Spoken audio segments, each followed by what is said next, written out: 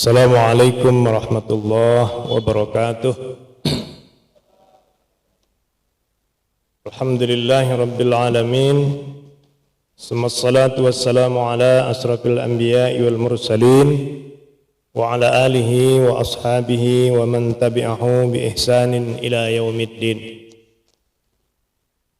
Ibu-ibu, bapak-bapak, jamaah subuh Masjid Al-Barakah yang saya hormati rahimakumullah, mari bersama-sama bersyukur pada Allah Subhanahu wa taala. Alhamdulillah, kita pagi hari ini masih diberikan Allah kenikmatan yang luar biasa, yang barangkali tidak sembarang orang bisa mendapatkan ini. Karena menurut Ali bin Abi Thalib, demi Allah kata beliau, keutamaan sholat subuh berjamaah itu sama dengan keutamaan sholat malam sepanjang malam. Bapak Ibu pun nanti sholat tahajud mulai dari habis isya sampai subuh, mereng ya, pingin nggak? Nah, tapi kalau hari ini sudah ada beberapa kelompok itu ya, di Magetan itu, di pondok apa itu ya, itu laporan terakhir sudah ada 30 kelompok yang melaksanakan sholat tarawih dari jam 8 sampai menjelang imsak. Satu malam khatam 30 juz. Nah, kalau ingin mencoba monggo Bu ke sana, nanti kita sewakan bis gitu. Nah, cuma kalau pulang kakinya bengkak ya Wallahu a'lam. 23 rakaat, satu khatam Al-Quran. Tetapi di sana ada beberapa alternatif. Ada yang kelompok yang 20 juz, ada yang kelompok 15 juz, ada yang kelompok 10 juz. Nah, di Al-Barakah kelompok seperberapa juz gitu. Nah, alhamdulillah. Tetapi itu bisa kita tutupi dengan salat subuh berjamaah. Alhamdulillah. Salawat dan salam mari kita sanjungkan kepada junjungan kita Nabiullah Muhammad sallallahu alaihi wasallam.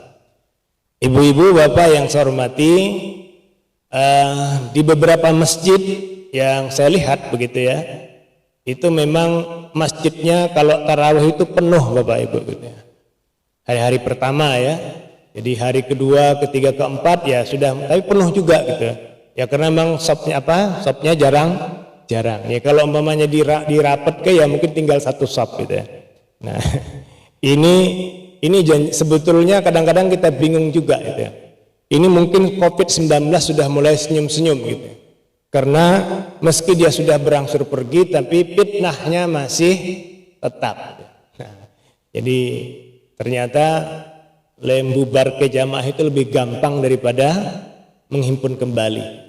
Oleh karena itu Bapak Ibu sekalian, bersyukurlah kita masih diberi Allah hidayah, diberi kesempatan, diberi kelonggaran waktu sehingga bisa hadir melaksanakan sholat subuh berjamaah, sholat tarawih dan sebagainya. Karena minimal 3 itu Bapak Ibu. Karena banyak yang sehat tapi tidak sempat, lagi repot. Ada yang harus jualan, harus malam subuh-subuh harus ke pasar umpamanya. Ada yang sempat tapi tidak sehat. Nah, dilalah boyoe kalau kumat.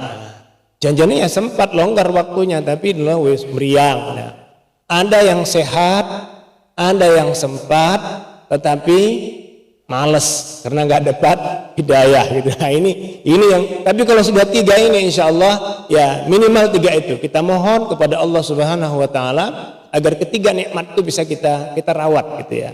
Nah, ibu bapak sekalian, dalam rangka merawat semangat beribadah ini, saya tadi mencoba melihat di beberapa tulisan itu ada minimal 7 hal yang bisa kita lakukan supaya apa? Supaya semangat beribadah ini kalau toh tidak bisa meningkat, minimal tetap. Nek ora iso tetap, ya minimal berkurangnya sedikit saja gitu ya. Nah, ini sudah nggak bisa meningkat, nggak bisa tetap, berkurangnya banyak. Bahkan kadang-kadang malah hilang semangat beribadahnya. Ini yang bahaya. Jadi sebetulnya kita kemarin semangat juga melihatnya. Wah, ini ada kegembiraan begitu masjid dibuka untuk tarawih. Tapi setelah dibuka yang masuk tidak banyak gitu. Jadi ini kan jadi ini sebetulnya sudah jelas itu hadisnya kan begitu. Apabila masuk Ramadan, pintu-pintu surga dibuka. Informasinya cuma dibuka gitu ya. Tapi kan urung karuan ono sing masuk. Nah, lah cuma dibuka saja gitu ya. Nah, neraka ditutup rapat. Apa tidak mungkin orang masuk? Nggak bisa saja Bapak Ibu. Meskipun ditutup pintunya, ada yang moksa lewat jendela. Nah, gitu kan? Jadi jangan dikatakan, lah gimana kok Ramadan masih banyak berbuat maksiat? Lah ngotot kok gitu ya. Dicukil Bu lawang Ibu. Aduh, tutup rapat-rapat, malaikat gede-gede. Masya Allah. Uang nih wis pengin masuk neraka, ternyata mesti pintunya sudah ditutup, dibuka paksa Bapak Ibu sekalian. Sementara neraka yang sudah surga yang dibuka pintunya lebar-lebar mung delok saka adoh. Nah itu. Nauzubillahi min dzalik. Nah, Bapak Ibu sekalian, yang penting kita pelihara yang pertama adalah selalu menjaga niat. Niat itu apa tuh Bapak Ibu? Niat gitu kan, kita niat puasa, niat sholat. Bahasa sederhananya niat itu apa? Napa Bapak Ibu? Karep tuh orang nggak dilakoni kan nggak. Pada masalah niat itu fi awal ibadah. Jadi niat itu sudah ibadah. Jadi nggak niat yang dimaksud niat itu kalau penjenengan niat untuk sholat itu bukan niat dari rumah gitu loh Bu ya. Niat itu ya sudah di awal ibadah dan niat itu sudah merupakan bagian dari inti, bagian dari proses ibadah. Nah, jadi ya monggo lah di penggalih kira-kira niat seperti apa. Niat saya barangkali dengan bahasa merloke gitu ya. Jadi menyengajakan. Makanya kalau dalam bahasa Melayu itu kalau kita kan terjemahan nawa itu apa Bapak Ibu? Saya niat gitu ya. Tapi kalau dalam bahasa Melayu itu saya sengaja. Nah gitu ya. Coba dilihat, saya sengaja sholat maghrib 3 rakaat. Jadi ada sengaja. Jadi betul-betul ada kesadaran dan ada tindakan.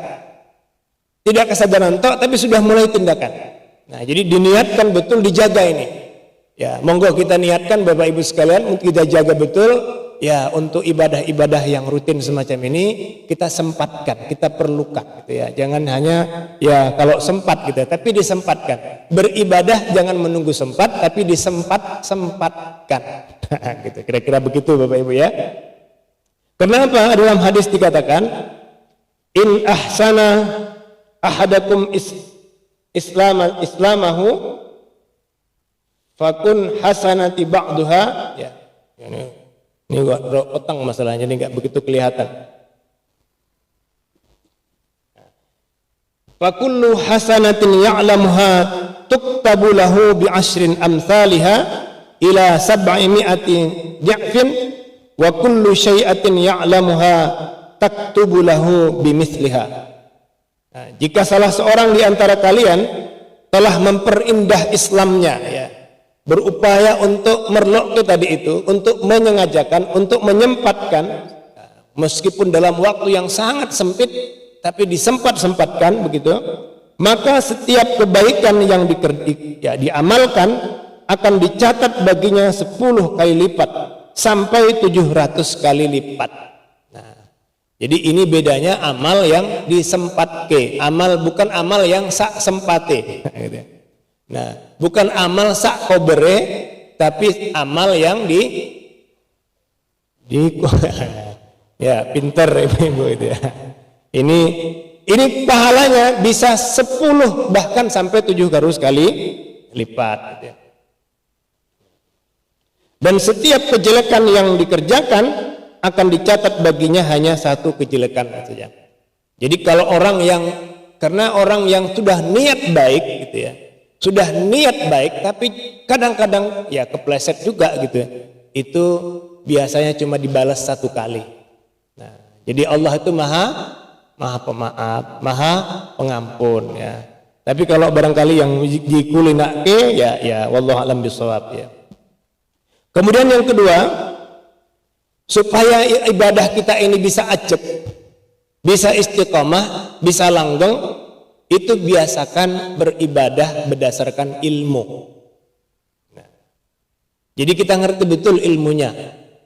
Hindari beribadah berdasarkan tren. Apa tren itu ya?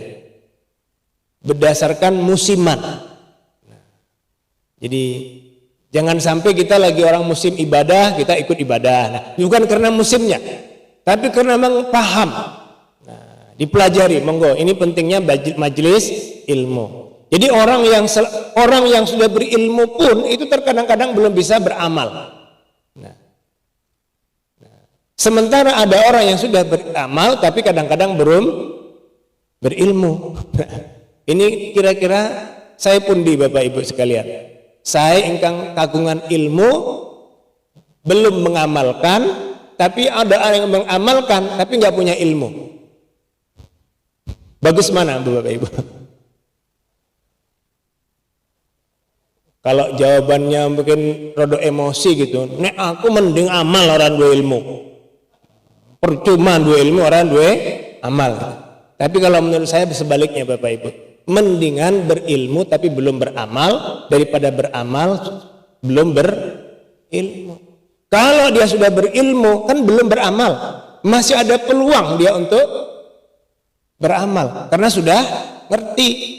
Yang bahaya ada orang yang amalnya tapi nggak punya dasar ilmu, alias nah itu bisa ngawur karena orang ngerti ilmu nih kok ditanya loh kok begini, wah sekian zaman simbah pun ngene malah kakean protes sampean. Nah ini namanya beribadah. Oleh karena itu Bapak Ibu sekalian yang kira-kira belum ada ilmunya supaya itu awet itu dipelajari lagi, karena biasanya ini bahayanya orang yang berilmu, orang yang beramal tanpa berilmu itu gampang kagol. Nah pada nek kagol kui itu biasa recovery-nya agak sulit. Recovery itu Bapak ya, balik rada angel. Tapi kalau orang berilmu kagol siti itu baliknya gampang. Kita perhatikan saja, kalau kita punya amal kagol terus lama baru kembali, itu tambah kita belum punya ilmunya. Tapi kalau kita kadang-kadang ya orang yang namanya manusia ya Bapak Ibu ya, katanya kan naik turun gitu ya. Ya kadang-kadang kita beramal tiba-tiba hilang, tapi kalau punya ilmu itu cepat kembalinya. Nah, oleh karena itu monggo sesempat apapun Bapak Ibu biasakan untuk selalu belajar ya, dalam minimal ya mungkin menghadiri majelis taklim supaya ilmu kita ini bertambah terus, ilmu kita ini terus di-upgrade, ilmu kita ini disegarkan gitu ya. Yang ketiga, laksanakan ibadah secara berkelanjutan meskipun hanya kecil gitu ya. Dibiasakan ya. Tidak perlu bukan tidak perlu nek ora iso akeh minimal sithik tapi ajeg. Nah, kan ini merawat. Nah, merawat ya. Jadi jangan sekali ibadah wakeh banget tiba-tiba kemudian hilang. Nah, ini jangan. Ini berpotensi membuat kita nanti jadi tidak semangat beribadah itu. Dulu pernah saya sampaikan di pengajian bapak-bapak itu ada seorang jamaah yang tadinya ibadahnya sregep banget, sholat duha, sholat tahajud, pokoknya kabeh dilakoni. Tiba-tiba makpet, boro-boro kok sholat sunat, sholat wajib ora. Nah, ada temannya tanya sama saya, gimana Pak saya menasehatinya? Wah itu abot juga Bu. Loh masalahnya apa? Ternyata ini seorang ahli ibadah, sholat sunat, sholat duha, sholat hajat, bahkan sholat tasbih, puasa sunat, sedekah, tiba-tiba berhenti karena apa? Karena tiba-tiba dia punya penyakit, orang tidak kunjung sembuh. Terus protes karena Gusti Allah. Lah apa gunanya aku selama ini sholat tahajud, sholat duha, nek loro kok ngene wae ora mari. Nah ini rodo abot balene kuwi gitu. Nah, kemudian yang keempat, amalkan ibadah yang beragam. Nah, jadi jangan milih pokoknya iki wae sing liyane ora penting, jangan. Nah, ya amalnya beragam karena bisa saja amal kita yang satu ini mungkin ada hambatan, tapi kita masih bisa beramal yang lain. Dan orang yang punya amalan satu tok atau beberapa tok yang khusus itu kadang-kadang cenderung nyepeleke. Bahkan tidak hanya menyepelekan amal dia, bahkan menyepelekan amal orang lain. Wah, nah aku sholat duha atau leren, ikut tok dia cekeli. Nah, jangan ya ditambah yang lain-lain untuk bervariasi, karena perintah Allah itu kan banyak gitu ya. Kesunahan juga banyak. Kemudian nah ini juga Bapak Ibu sekalian, supaya amal kita ini dicatat Allah sebagai amal yang keimanan kita itu relatif stabil, memerlukan ibadah yang wajib dibanding sunat. Nah ini juga biasanya ini perlu ilmu dan perlu pengetahuan gitu ya. Kita ini kan terutama dalam sholat itu kadang-kadang orang pati cetawa Bapak Ibu, sing rukun di sing sunat di gitu ya, karena sudah menjadi gerakan refleks. Ya Allahu Akbar gitu, tiba-tiba imamnya Bismillahirrahmanirrahim, Alhamdulillah Rabbil Alamin. Itu imam abut banget toh. Kayaknya orang sempat baca doa iftitah harus baca Fatihah gitu. Protes Bapak. Nah, kenapa? Karena dia nggak ngerti doa iftitah itu hukumnya sunat. Nah ibu-ibu was keburu banget ya, doa iftitah harus dibaca ya apa-apa. Jangan sampai kita mewajibkan yang sunat, tapi kadang-kadang malah menyunatkan yang wajib. Jadi penting kan ibadah itu yang paling penting adalah didahulukan yang wajib. Bukan berarti yang sunat tidak penting, tapi kalau ada pilihan terpaksa maka dipentingkan yang wajib. Nah yang terakhir Bapak Ibu sekalian, tadi saya bilang 7, malam ini kita diskon 6 saja gitu ya, yang ke-7 besok gitu. Yang terakhir selalu belajar, memperbanyak ilmu ya. Tadi sudah, tapi ini khusus ini monggo Bapak Ibu sekalian, maka disebut utlubul ilma minal mahdi ilal lahdi. Jadi kapan nih Bapak Ibu leren ngaji? Kapan Bapak Ibu? Kalau sudah dikucir. Nah, jadi kalau sudah ada yang leren, pingin tidak mau lagi ngaji, pamit aku saiki harus iso ngaji Pak, itu berarti sudah ngarep-arep, jangan-jangan itu pirasat gitu. Hati-hati ya Bapak Ibu ya. Kalau sudah tidak mau ngaji, itu jangan-jangan pirasat. Tidak lama lagi ya. Bisa setahun lagi, bisa 10 tahun lagi, bisa 20 tahun lagi, tapi itu hampir ya. Nah jadi semangat ngaji harus dirawat Bapak Ibu, karena ini bahkan kalau di beberapa desa itu di kampung-kampung wes dikucir pun, karena minal mahdi al lahdi itu ya sampai lahat itu, di lahat itu juga kadang-kadang masih diajari Bapak Ibu, namanya ditalkin gitu.